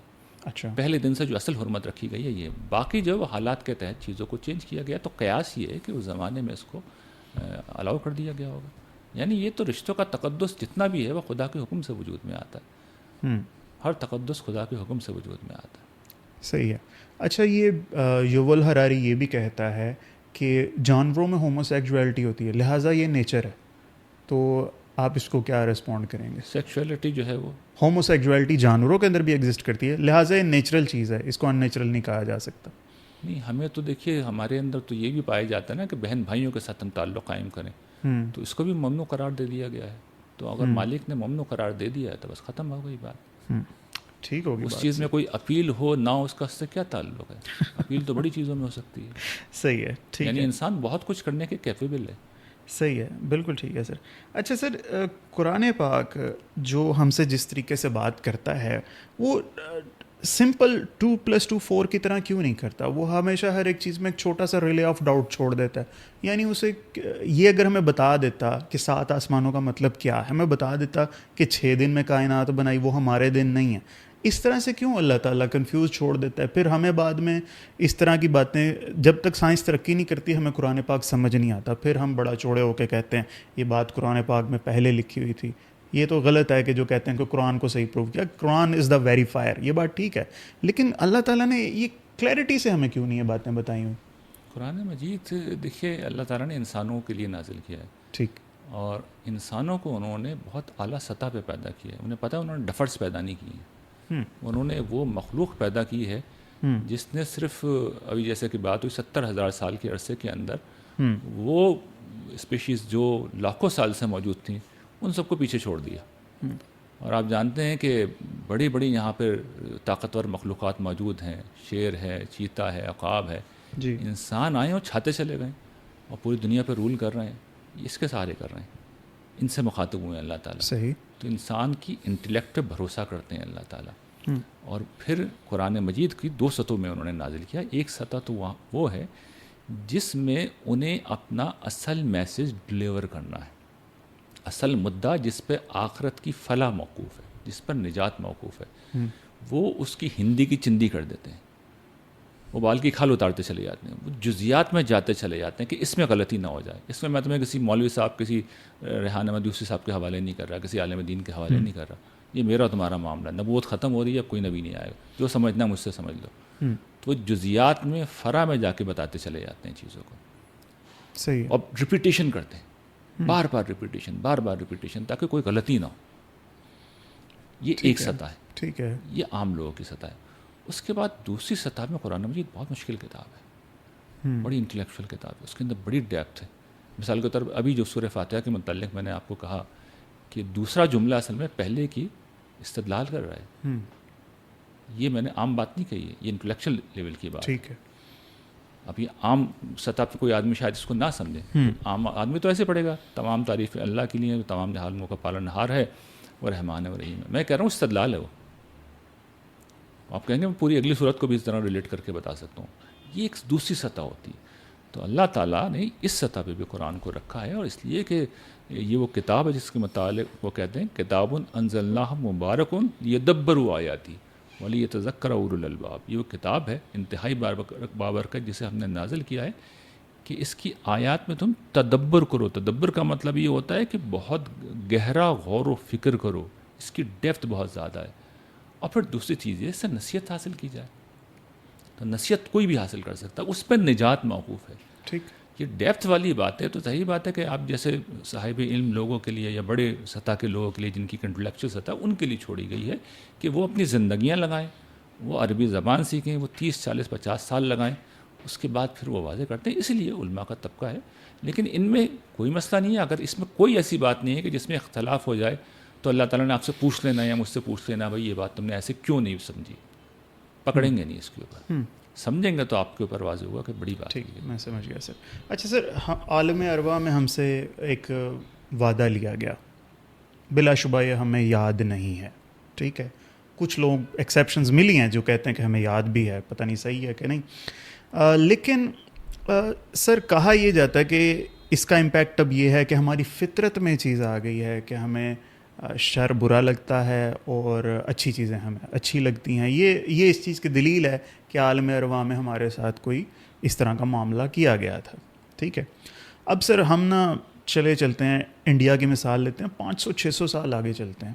ان کے کلچر میں لیونگ ریلیشن شپ اتنا ہو گیا ہے کہ وہاں پہ اس چیز کو برا ہی تصور نہیں کیا جاتا. اب مجھے بتائیں, اندر سے جو انٹیوشن انسان کی آئے گی, کیا اس پہ ہمیں ٹرسٹ کر سکتے ہیں؟ ایسا ہی ہوگا کہ وہاں پہ کوئی بندہ ایسا نہیں بچے گا جو کہے گا یہ برا ہے, ہومو سیکسولیٹی بری ہے. تو اس وجہ سے کیا آج میرے اندر سے جو مجھے انٹیوٹیو جو باتیں آتی ہیں, کیا میں ان پہ یقین کر لوں؟ دیکھیے, اس پورے معاملے میں بات سمجھ لیجیے کہ انسانی فطرت, اس میں کوئی شک نہیں کہ خیر و شر کا شعور لے کے پیدا ہوئی ہے. ٹھیک, لیکن فطرت مسخ بھی ہو جاتی ہے, ہوتی رہی ہے, بارہا ہوئی ہے. یعنی ہم اپنے, میں اور آپ, ہمارے سطح کے لوگ سوچ بھی نہیں سکتے کہ کسی معصوم بچے یا بچے کے ساتھ کوئی اس طرح کا معاملہ جی ہے. جی جی. لیکن آپ دیکھتے ہیں سماج میں ہر روز آئے دن ہوتا ہے. تو یہ آپ کا کیا خیال ہے, ان لوگوں کی فطرت جو ہے کوئی نارمل ہوتی ہے؟ فطرت مسخ ہو چکی ہوتی ہے. تو فطرت مسخ ہو جاتی ہے. اس کے بعد اچھا انڈیویجول میں ہمیشہ ہوتا ہے, ہمیشہ کلیکٹیو کلچر کی میں نے بات. اس کے بعد کچھ لوگ اٹھتے ہیں جو بڑی سطح کے لوگ ہوتے ہیں, جس کا میں نے ذکر کیا نا, ایک بڑی سطح کے لوگ ہوتے ہیں. وہ کیا کرتے ہیں, اس کو دلائل کے ذریعے سے نارملائز کرنا شروع کرتے ہیں. مثال کے طور پر آپ نے آزاد جنسی تعلق کی بات کی, تو میں عرض کروں کہ وکٹورین ایرا کے اندر اس کا کوئی کانسیپٹ نہیں تھا. یہ جو مسیحی اخلاقیات ہیں وہاں پہ اس کا کوئی تصور نہیں ہے. لیکن جس وقت انڈسٹریل ریولوشن آیا اور تعلیم کا عمل ایک شروع ہوا, اور پھر اس کے نتیجے میں آپ کو پتہ ہے کہ روزگار کے لیے لوگ دوسرے شہروں کے اندر گئے. شادی کی عمر جو ایگریکلچرل ایج میں 12-13 سال 14 سال بروغت کے فوراً بعد شادی ہوتی تھی, اب اس کے اوپر 10 سال 12 سال 15 سال گزرنے شروع ہو گئے. تو وہاں یہ ایک سوال آیا جو ہمارے معاشرے میں بھی ہے, اس زمانے میں یہ سوال آ گیا. تو برٹرنڈ رسل نے سے بڑا بولڈلی میں ایک دوسرے مفہوم میں کہہ رہا ہوں ایڈریس کی. جی, انہوں نے اس کے اوپر سٹینڈ لے لیا کہ بھائی کیا نام ہے ان کی کتاب, moral and marriage. Moral and marriage. جی, نے کہا یہ کیا کر رہے ہیں آپ لوگ؟ ایک شخص کو بھوک لگی ہے، آپ کھانا نہیں دے رہے اسے، بچہ بالغ ہو گیا، لڑکا لڑکی بالغ ہو گئے، اب اس کے لیے مواقع نہیں ہے تعلیم کی وجہ سے، روزگار کی بنا پر. اچھا وہ کوئی پھر دوسرے معاملات اس طرح کے اگر کرتا ہے زور زبردستی کے، تو پھر آپ کے لیے وہ جرم ہے. تو یہ آپ نے ویڈ لاک کی پابندی کیوں لگا رکھی ہے؟ اسے ختم کرو. اب آپ دیکھیے ایک پہلو سے اس وقت ہم بھی اسی کرائسس سے گزر رہے ہیں، اور اگر میں مذہب کو الگ کر دوں تو میرے جیسا آدمی ہی ول ایگری ود ہم. صحیح بات ہے. نہیں ٹھیک کہہ رہا ہے وہ، کامن سینس کی بات ہے. جی بھئی اگر ایک شخص کو بھوک لگی ہے، کھانا نہیں دے رہے اسے، بھئی فطری جذبہ تو پیدا ہو گیا نا. 15 سال گزار دیے آپ نے، 20 سال گزار دیے، کیا کرے گا وہ؟ کرے گا یہ ناجائز کام سر، بالکل کرے گا. نیچرل ہے تو بھائی اس کو فریڈم دیجیے. تو وہاں سے جب اس طرح کے بڑے لوگ، اچھا اس سے پہلے اب ہم جانتے ہیں کہ فرائڈ اپنے نقطہ نظر کو پیش کر چکے، تو اس نے اسٹیبلش کر دیا تھا کہ اس کی کیا زور ہوتا ہے، اس سے نتائج کتنے ہولناک نکلتے ہیں اگر اس جذبے کی تسکین نہ ہو. بلکہ اس کا نقطہ نظر تو یہ کہ خدا سمیت، وہ تو کہتا ہے ماں باپ کی طرف بھی، یعنی وہ خدا سمیت ہر جذبے کو وہ کہتا ہے انسانوں نے ایجادی اسی وجہ سے کیا ہے کہ اس کو کنٹرول کرنا ہے. ہاں جی. انسان جنسی جذبات کی ایک بھڑکتی ہوئی بھٹی ہے، اس بھٹی کو کنٹرول کرنے کے لیے مذہب، خدا، قانون، بھائی بہن، یہ سارے رشتے ایجاد کیے گئے. یہ اس کا کانسیپٹ ہے. ابھی نظریات تو موجود تھے نا، اس کی بنیاد پہ لوگوں نے کہا کہ یہ تو طرح طرح کے نفسیاتی عوارض پیدا ہو رہے ہیں، لوگ بیمار ہو رہے ہیں، خودکشیاں کر رہے ہیں، لوگ مسائل کا شکار ہو رہے ہیں، احساس جرم میں جی رہے ہیں، یہ تو نفسیاتی مریض بن جائیں گے لوگ. تو جب بڑے لوگ کسی چیز کو پر اسٹینڈ لے لیتے ہیں تو پھر انسانی فطرت جو مسک ہوتی ہے وہ اسے نارمل سمجھنے لگتی ہے. اس سے یہ نہیں ہوتا کہ وہ چیز ٹھیک ہو جاتی. اس لیے دیکھیے اللہ تعالیٰ نے شروع دن سے یہ اہتمام کیا ہے کہ معاملہ کبھی انسانی فطرت پہ نہیں چھوڑا. پہلے انسان کو انہوں نے نبی بھی بنایا تھا، اور پھر ہر قوم میں مسلسل پر نبی بھیجتے رہے. تو یہ سلسلہ انہوں نے کبھی بند نہیں کیا. اور جب نبوت ختم کی ہے تو اس کی تعلیم کو، یعنی دین کی تعلیم کو محفوظ بنانے کا پورا اہتمام کیا گیا ہے. اور ایسے لوگ پیدا کیے جاتے ہیں ہر دور میں، چاہے زمانے میں 1 2 3 ہی ہوں، جو صحیح بات بتا دیتے ہیں. آپ ڈھونڈیں گے تو پہنچ جائیں گے. صحیح ہے. تو پورا ان کی طرف سے انتظام ہے. ٹھیک ہے، چلیں، ویری گڈ آنسر. سر اب یہ دیکھیے اللہ تعالیٰ نا، میں ایک چھوٹا سا کام کرتا ہوں اس کا مجھے بہت بڑا ریوارڈ دے دیتا ہے. یعنی پتہ نہیں اب صحیح بات کی نہیں کہ سبحان اللہ کہنے سے بہت لمبا درخت لگتا ہے اور عربی گھوڑا ساری زندگی دوڑتا ہے اس کے سائے سے نہیں نکلتا. اور میں غیبت کرتا ہوں تو مجھ پہ خارش کا عذاب آ جاتا ہے. ٹھیک ہے، ایک نماز چھوڑنے میں پتہ نہیں کتنے کتنے کہتے ہیں کہ ہزاروں سال ہم دوزخ میں سڑتے رہیں گے. سر یہ رحمان اور رحیم، یہ اس کی صفت کے ساتھ سر یہ کیسے کنفارم ہوتی ہے؟ چیز سمجھ نہیں آتی انسان ہوتے ہوئے کہ ایک ایکٹ میں نے کیا، وہ اتنا سا ایکٹ تھا، وہ 5 منٹ کا ایکٹ تھا. ٹھیک ہے، وہ بھی غلط لگتا ہے، کوٹ اینڈ کوٹ نقل کفر نباشت پکڑے جاتے ہیں ہم کہ چھوٹا سا پازیٹیو کام کر کے بہت زیادہ ریوارڈ مل جائے، اور چھوٹا سا سر برائی کر کے بہت بڑی سزا مل جائے. یہ جو آپ نے بات چھیڑی ہے یہ تو اصل میں قرآن کا موضوع ہے. میں نے ابھی عرض کیا تھا نا کہ یہاں وہ ہندی کی چندی کرتے ہیں، جزیات میں جاتے چلے جاتے ہیں. تو سزا و جزا کیسے ہوگی اصل میں قرآن کا موضوع ہے. تو قرآن میں ایسی کوئی چیز دکھا سکتے ہیں آپ مجھے؟ نہیں ہے. وہاں تو ضابطے قاعدے بیان ہوئے. دیکھیں وہاں کیا ضابطے ہیں کہ ہر نیکی کا بدلہ 10 گنا، ٹھیک ہے، زیادہ سے زیادہ 700 گنا. 2 ٹوک ہے نا ضابطہ، ٹھیک ہے، سب قرآن میں لکھا ہوا. ٹھیک ہے. کچھ چیزیں جہاں پر وہ پیمانے کونے میں کرتے ہیں. ٹھیک ہے. مثال کے طور پر وہ کہتے ہیں کہ انما یوفی الصابرون اجرهم بغیر حساب. جب کوئی صبر کرتا ہے تو اب صبر میں دیکھیے کیا ہوتا ہے کہ چونکہ انسان کے احساس میں بڑی شدت آتی ہے، درد بے پناہ ہوتا ہے، وہاں کوئی شخص کھڑا رہے تو پھر اللہ تعالیٰ کہتے ہیں اب پیمانہ میں کونے میں رکھ رہا ہوں، اب بے حساب دوں گا. ٹھیک ہے. صبر کرنے والوں کو پھر اب میں حساب کتاب نہیں کروں گا. کسی کا بیٹا مر گیا، کسی کے ساتھ زندگی میں حادثہ ہوا، دبا پونجی لٹ گئی، کوئی اس طرح کا سانہ ہو، اس نے اللہ کے لیے صبر کیا، اب اس نے آخری حد کر دی، اپنے احساس کو اس نے میرے اوپر قربان کر دیا، تو پھر اب پیمانے ختم. اسی طریقے سے نصرت دین کے جو کام ہیں، جو شخص اپنی زندگی لگا دے خدا کے لیے، اپنے مال کو خدا کی نظر کر دے، وہاں پہ بھی اللہ تعالیٰ کہتے ہیں کہ یہ پھر مجھے قرض دے رہا ہو تم، پھر یہ حساب کتاب سے واپس نہیں ہوگا، اس کا بدلہ تو پھر میں غیر معمولی درجے پہ جا کے دوں گا. تنذیر کی طرف بھی آئے نا، تبشیر کی باتیں کیے جا رہے ہیں، سزا کی طرف بھی آئے. کتاب میں بھی آپ نے نا ساری جنت کو ایکسپلین کر دیا، دوزخ کی طرف نہیں گئے. دیکھیں اس کے جہنم کے متعلق بھی کہا ہے جزاؤں وفاقہ. ٹھیک ہے، پورا بدلہ دیں گے، یعنی برابر بدلہ دیں گے، جتنا گناہ کیا ہے اتنا ہی دیں گے، اتنا ہی دیں گے، اتنا ہی بڑا سزا دیں گے، اس سے زیادہ نہیں دیں گے. دوزخ پہ کوئی کتاب لکھی ہے آپ نے؟ جب زندگی شروع ہوگی نہیں، اس میں جنت میں چلا جاتا ہے بندہ، اینڈ پہ دوزخیوں کا تھوڑا سا حال بتایا، تھوڑا سا حال بیان کیا. تو اس لیے دیکھیں نا، میں انذار جو ہے وہ اس پہلو سے کم کیا ہے وہاں پہ، اس لیے کہ خوشخبری کرنی چاہیے، اس لیے کہ مجرم تو اپنے حال کو پہنچ ہی جائیں گے. دیکھیں انسانوں کا معاملہ یہ ہے، جہاں سے میں آپ کی بات سمجھ رہا ہوں کہ اصل میں جیسے ہی وہ جہنم کے عذابوں کا ذکر ہوتا ہے کہ آگ میں جلایا جائے گا اور پکوڑے ہمارے بنائے جائیں گے، وہ بڑی بات ہے، انفائنائٹ درجے کے اوپر وہ عذاب دی جائے گا، جہنم ختم نہیں ہوگی. تو پہلی بات تو سمجھو عام لوگوں کو زیر بحث نہیں لا رہے اللہ تعالیٰ.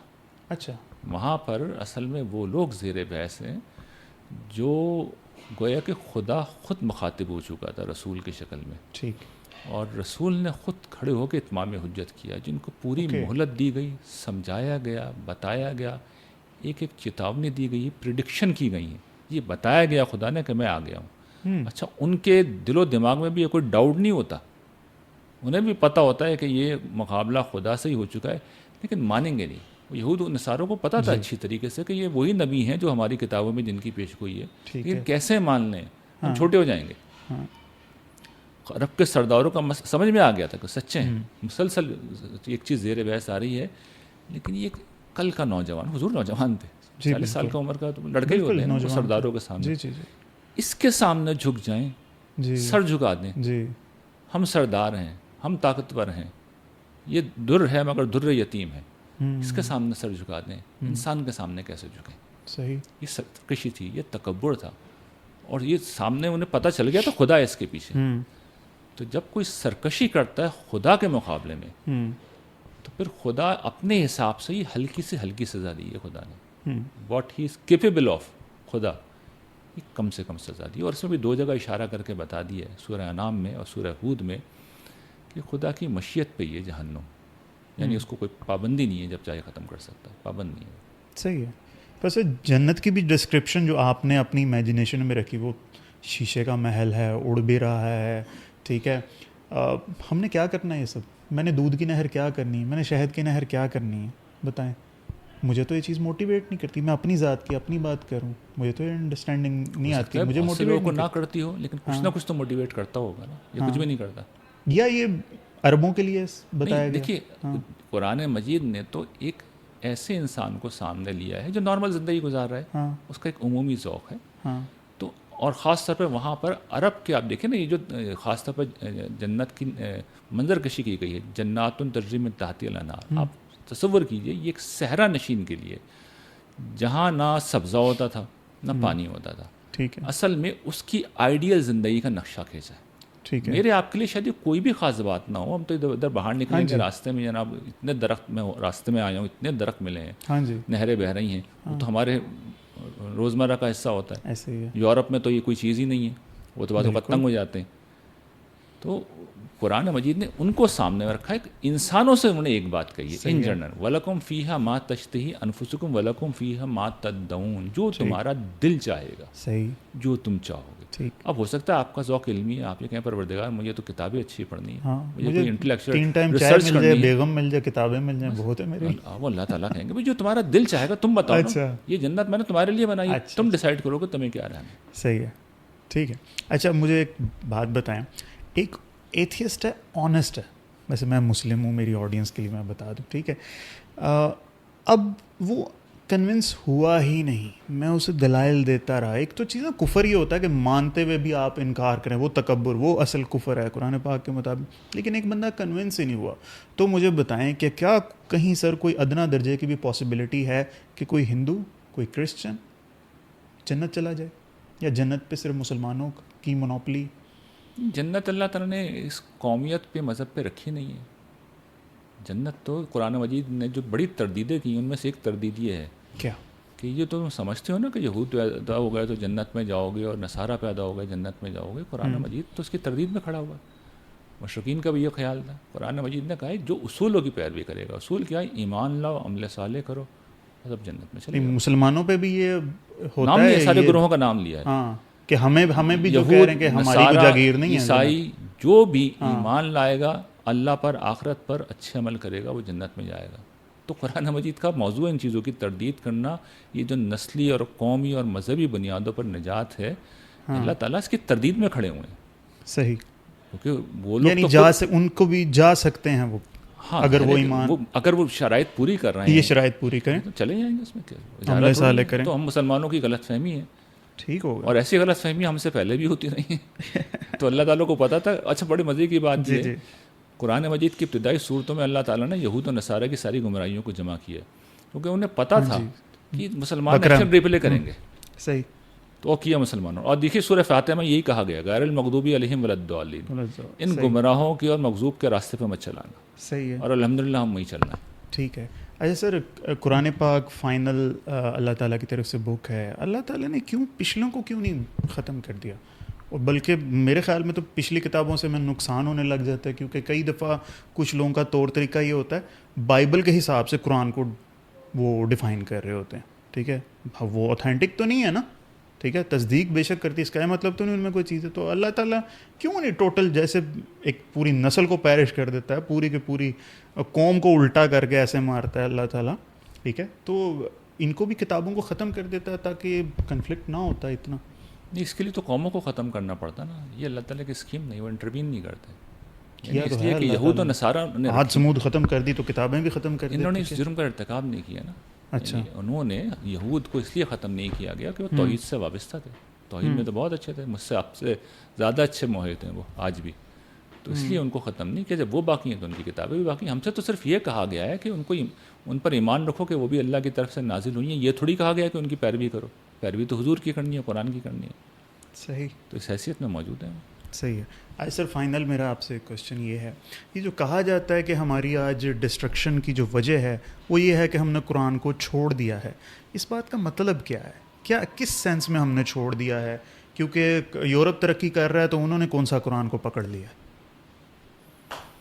دیکھیے دنیا میں ترقی کے تو اپنے ضابطے ہیں. دنیا میں ترقی کے لیے تو ان ضابطوں کو اختیار کرنا چاہیے. میں نے ایک زمانے میں آج سے 25 سال پہلے ایک کتاب لکھی تھی عروج زوال کا قانون. اس پر تفصیل سے بتایا تھا کہ اس کے اپنے ضابطے قائد ہیں. یعنی معاصر ٹیکنالوجی کے اندر عبور ہونا چاہیے. صحیح. اس کی شرائط میں شامل ہے. صحیح. باقی یہ ہے کہ اگر کوئی قوم جس طرح ابن خلدون نے کہا اخلاقیات میں جب بڑھتی ہے اور پھر وہ ایک جگہ پہ پہنچتی ہے تو اس کے نتیجے میں پھر وہ جو ریلیونٹ چیزیں ہیں یعنی کہ ترقی کے لیے یعنی اس کے اندر پھر میرٹ آتا ہے. ان لوگوں کی قدر و قیمت پیدا ہوتی ہے جو میرٹ پہ کام کرتے ہیں. جب میرٹ پہ کام کرنے والے لوگ آگے آتے ہیں کسی بھی قوم میں, اور یہی پھر قرآن کا میسج بھی ہے, اس کی جو ایمان و اخلاق کی دعوت ہے, عدل میرٹ جب یہ ہوگا تو پھر قوم میں ترقی نیچرل ہوگی. اس لیے کہ پھر آپ کی جگہ پہ وہی بندہ بیٹھا ہوگا جسے ہونا چاہیے, اور میری جگہ پہ وہی ہوگا جسے ہونا چاہیے. صحیح. وہ امانت دار ہوگا, وہ دیانت دار ہوگا, وہ سنسیئر ہوگا. جب ایسا شخص بیٹھے گا تو پھر وہ دیکھیے وہ قوم کی ترقی کے لیے بھی کام کرے گا, وہ پھر ایجوکیشن میں بھی کام کرے گا, پھر وہ ٹیکنالوجی میں بھی کام کرے گا. اس لیے کہ اتنی عقل تو اب سب کو ہوتی ہے. ذاتی زندگی میں تو سب ترقی کر رہے ہیں نا. تو جب کوئی قومی حیثیت میں بیٹھے گا وہ یہی سوچے گا کہ بھائی مجھے تو قوم کے لیے کام کرنا, مجھے ذمہ داری دی ہے. اور ہم نے جو پاکستان جیسے بنایا تھا وہاں اصل میں کچھ ایسے لیڈر پیدا ہو گئے تھے اس پورے پروسیس کے نتیجے میں جو اپنی ذات سے اوپر اٹھے اور تن من دھن لگا کے انہوں نے قوم کے لیے کام کیا. تو وہ جس وقت آپ وہ شرائط پوری کر دیں گے تو نتیجہ خود بخود نکل آنا شروع ہوگا. صحیح ہے. ٹھیک سر, یہ ہمارے فرینڈ ہیں تیسر علی صاحب, ختم نبوت کے امیر ہیں. انہوں نے جین زی کے لیے ایک کتاب لکھی ہے آیات انقلاب. 30 سپاروں میں سے ہر سپارے میں سے ایک آیت انہوں نے نکال کے ان کی جو ہے نا تفسیر کیا ہے. سر یہ کتاب انہوں نے آپ کے لیے تحفتاً بھیجی ہے, بڑی اسے آپ قبول میری طرف سے شکریہ ادا. پڑھ کے اگر آپ ریویو دیں گے کہیں اپنے پیج پہ تو اور بھی اچھا ہوگا. اور یہ بتاتے ہیں مشتاق احمد یوسفی سے کوئی نسبت ہے آپ کو؟ عقیدت کی ہے, محبت کی ہے. خوش قسمتی سے مجھے میرے شہر میں رہتے تھے, شہر پہ ملاقات بھی ہو, ان کے گھر پہ بھی بار بار جانے کا موقع ملا, محفلوں میں بھی ان سے ملاقات رہی. صحیح. بڑی دل نواز شخصیت تھے, بڑی غیر معمولی شخصیت تھے. وہ جو میں کہتا ہوں کہ جس کا نسل کا بھی میں نے ذکر کیا نا کہ وہ پھر سر سید سے ہماری جو روایت شروع ہوئی ہے انسان سازی کی, تو کچھ نسلیں تھیں جو پیدا ہوئی ہیں اس کے بعد, وہ آخری نسل کے لوگ تھے. بے شک. اب وہ لوگ نہیں ملتے, ناپید ہو چکے ہیں. صحیح بات. چھوٹی سی بات میں ان کے حوالے سے آپ کو بتا دوں. میں اس زمانے میں بالکل ینگ تھا, یعنی وہ میری پہلی ملاقات تھی ان سے, اور کوئی ذاتی جان پہچان بھی نہیں تھی. افتخار عارف صاحب کے ریفرنس سے ان سے ہم ملنے گئے. میری بہن شاعرہ ہیں, ان کی کتاب جس طرح یہ کتاب ہے تو وہ ان کو گفٹ کرنے گئے. پہلی ہماری ملاقات تھی, کوئی ایسا خاص تعلق بھی نہیں تھا. اب آپ سنیے وہاں پہ ہوا کیا. وہ جب ہم ان کے ہاں گئے ہیں تو ان کی اہلیہ تشریف لائی ہیں اتنی بڑی ٹرے جس میں جو ٹرالی ہوتی ہے, ٹی ٹرالی ہوتی ہے, پوری بھری ہوئی اوپر سے نیچے. تو وہ کوئی ملازم نہیں آیا, ہاں جی, ان کی اہلیہ خود لے کے آئیں, خود چلاتی اسے لے کے آئیں. And I was shocked. اس کے بعد جس وقت ہم وہاں سے, اور پھر انہوں نے خود سرو کیا, انہوں نے خود سرو. پھر جب ہم وہاں سے روانہ ہوئے ہیں تو دونوں گھر سے باہر آ گئے, اور جب تک ہماری گاڑی اس گلی سے نکل کے نہیں چلی گئی, ہم نے موڑ نہیں موڑ لیا, دونوں گھر سے باہر کھڑے ہو کے ہاتھ ہلاتے. کیا بات, یہ تہذیب, یہ شائستگی, یعنی اور کوئی ایسے خاص لوگ نہیں ہیں, کوئی جاننے والے نہیں ہیں, کوئی بڑے لوگ نہیں ہیں, ملنے گئے ہیں بس. صحیح. لیکن یہ معاملہ, یہ بڑے لوگوں کی نشانی ہوتی ہے. صحیح. اور جب بھی اس کے بعد ان سے ملے تو ایسے ہی بڑے انسان کا تجربہ ہوا ہے. تو یہ بڑے انسان ہم نے کھو دیے ہیں. ہم بدقسمتی سے, قرآن مجید یہی بڑے انسان پیدا کرتا ہے. ہم نے قرآن مجید کو, دین کو پتہ نہیں کیا بنا دیا, انتہا پسندی بنا دیا, دہشت گردی بنا دیا. قرآن مجید یہ اخلاق پیدا کرتا ہے, یہ کردار پیدا کرتا ہے. تو یوسفی صاحب اس کا بہترین نمونہ تھا. کیا بات ہے. تو نام سملر ہونا اتفاق کی ہے بس. اب میری نسبت ذرا مختلف ہے. اچھا. مجھے تو حضرت یوسف سے چونکہ غیر معمولی عقیدت ہے, تو ان کی نسبت سے میں نے اپنے نام کے ساتھ یوسف لگایا ہے. نام میرا ریحان میں تھا, آپ کو نیت ابو ہو گئی. آپ نے ویسے ایتھیزم پہ کوئی سوال نہیں کیا. ایتھیزم پہ نہیں کیا. ٹھیک ہے, ایتھیزم پہ تو میں تو ہمیشہ اپنے ایتھیز بھائیوں سے کہتا ہوں کہ بھائی مذہب پہ سوالات چھوڑیں, میں تو خود ایتھیسٹ رہا ہوں نا, تو مجھے کچھ سوالات آپ سے کرنے ہیں ذرا. ٹھیک ہے. یعنی سوالات میرے ہوتے ہیں, اور مجھے آج تک کوئی نہیں ملا جو جواب دے سکے ان کے. صحیح. اس لیے کہ دیکھیے میں آپ کو بالکل سادہ بات بتا دوں, یہ جتنے آپ نے سوالات کیے ریلیونٹ ہے, اس کی کوئی حیثیت نہیں ہے. یہ ایتھیسٹ اٹھاتے ہیں سوشل میڈیا پہ, یہ کوسچن کہ اسے نکتہ آفری نہیں کہتے ہیں, یہ تو ہر مولوی دوسرے مولوی کے خلاف اٹھا رہا ہوتا ہے. اس کو مولوی پن کہتے ہیں, مولویانہ قلبازی کا اس کو میں نے نام دیا. تو بھائی آپ مولویوں کی سطح پہ کھڑے ہو کے ہمیں کچھ سوالات آپ سے کرنے ہیں. ہمارا آپ سوال یہ ہوگا کہ یہ خلق تو دیکھ رہے ہیں نا, اگر خدا نہیں ہے تو اس کی کوئی جسٹیفیکیشن کر کے دکھا دیں. تو وہ تو کارل سیگن نے کہا تھا نا, absence of evidence is not evidence of absence. نہیں, اس بنیادی پرابلم یہ ہے کہ یہ ہمارے سامنے خلق موجود ہے. انسانی ذہن جس رخ پہ کام کرتا ہے وہ ذہن یہ ہے کہ اگر خلق ہو رہی ہے تو خالق لازمن ہوگا, اور اگر نظم پایا جاتا ہے تو ناظم لازمی ہے. تو انہوں نے ایک فینسی ٹرم نکالی ہے نا, ایگنوسٹسزم کی. اس سے کوئی فرق نہیں پڑتا. دیکھیں ہیں ایتھیسٹ جیسے. ہاں, یہ چیزیں اس لیے مجھے ساری اصطلاحات پتہ ہیں. جی وہ ساری چیزیں مجھے پڑھ رکھی ہیں. عام لوگ ہوتا یہ ان اصطلاحات کو, ان جملوں کو سن کے بہت مروب ہو جاتے ہیں. سیدھی بات کر رہا ہوں میں, سیدھی. اگر یہاں پہ یہ چیزیں آرڈر میں رکھی ہوئی ہیں, کون مان سکتا ہے کہ اس کے پیچھے کوئی آرڈر کریٹ کرنے والا نہیں ہے؟ اگر میں پیدا ہوا ہوں, کبھی آپ پیدا ہوئے ہیں, اور دنیا میں یاد رکھیے گا نباتات, حیوانات اور انسان سب پیدا ہوتے ہیں.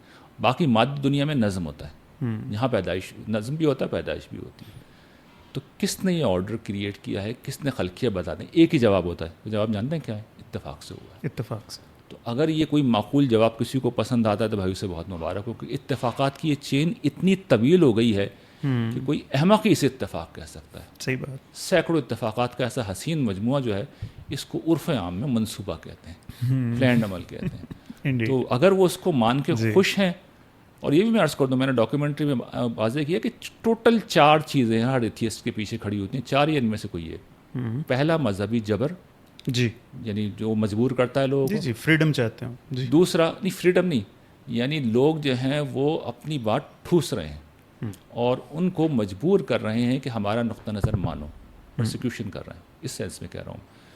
دوسرا, مذہب کی احمقانہ توجیہ و تعویل, مذہب کے نام پہ احمقانہ باتیں کرنا. یہ 2 چیزیں یہ ہیں. تیسری چیز وہ ہے جو آپ چاہتے ہیں, فریڈم چاہتا ہے انسان, مذہب کے پابندیاں لگاتا ہے, نماز پڑھو, شراب نہ پڑھو, زنا نہ کرو. یہ چوتھی چیز پرابلم آف ایول, جسے پہلی دفعہ ایپیکیورس نے پوائنٹ آؤٹ کیا تھا, یونانی فلسفی ارسطو کے بعد کا. یہ ٹوٹل 4 چیزیں ہیں. دنیا کا کوئی بھی ملحد نکال لیں, ایسا نہیں ہوتا کہ اسے خدا کے خلاف کوئی دلیل ملتی ہے, ان 4 میں سے کوئی ایک چیز اس کے پیچھے ہوتی ہے. یعنی جب یہ پہلی دفعہ, اگر آپ ہسٹری میں جائیں گے نا, یہ آپ کے سب کانٹیننٹ میں پیدا ہوا ہے پہلی دفعہ ایتھیزم. چارواک جو ہے وہ مشہور نقطہ نظر جو تھا وہ یہیں پیدا ہوا. اسی سے پھر مہاویر متاثر ہوئے, اسی گوتم بدھ متاثر ہوئے. جی. پھر یہاں سے یہ یونان گیا, یہ یونان سے پھر ڈیموکریٹس نے اور پھر ایپیکیورس نے اس کو ایک نظریے کی شکل دی. اس کے بعد پھر ایج آف فیتھ آتی ہے, جس سے ولڈورا نے ایج آف فیتھ کہا ہے, تو اس کے نتیجے میں یہ دب گیا. یہ پھر کلیسا کا جبر ہے جس نے ونس اگین اس کو پیدا کیا. جبر بھی ہے اور مذہب خیز مذہب کی تعبیر بھی. جب کوپرنیکس نے اسٹیبلش کیا کہ بھئی زمین کا مرکز نہیں ہے، تم تو کہتے ہو کہ تمہارے خدا کی جنم بھومی ہے، یہ تو نہیں ہے، اور پھر پلیگ آیا جس نے 2/3 پاپولیشن یورپ کی ختم کر دی، تو وہاں سے لوگوں کے ذہن میں سوال پیدا ہوا اور اہل مذہب کے پاس کوئی جواب ہی نہیں تھا. تو ہمیشہ یاد رکھیے گا ہر ملت کے پیچھے اس کی زندگی کھنگال لیں، ان 4 میں سے کوئی ایک چیز ہوتی ہے، یعنی ایک منفی چیز ہے جو اسے یہاں پہ لے کے آئی ہے، ایک مثبت چیز نہیں ہے.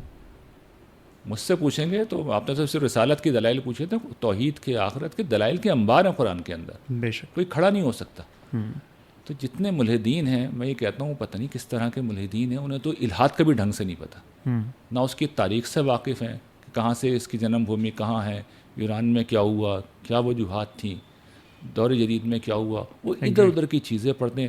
پیچھے جا کے دیکھیے، پچھلے دنوں کوئی مجھے بتا رہا تھا کہ وہ جو ہود بھائی صاحب کا ہے بلیک ہول، جی وہ اس کا فرنٹ فیس ہے، پیچھے جو صاحب ہیں ان کا جوان بیٹا مر گیا تھا.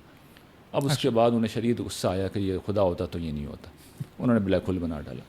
ہر شخص کے پیچھے یہی کہانی نکلے گی، یہ کل کہانی ہے الحاد کی. صحیح. بس اب کیا تبصرہ کر صحیح ہے سکتے سر، ترکش میں بہت تیر تھے. انشاءاللہ کبھی کراچی آؤں گا تو پھر چلاؤں Most گا welcome. اگر آپ نے وقت دیا. خیر سر، دیکھیں میں نے آپ کو جب ہاں میں آپ میری نے سوالات جتنا میں نے کوئی میں نے جتنا وقت مانگا تھا اتنا ہی پھر میں نے آپ سے سوالات کیے. انشاءاللہ سر آپ بہت شکریہ سر، آپ لاہور تشریف لائے. انشاءاللہ کراچی اب میں آ کے نا اس کا دوسرا فیز کریں گے اگر آپ اجازت دیں. ضرور. ٹھیک ہے سر. سر بہت شکریہ، تھینک یو سو مچ.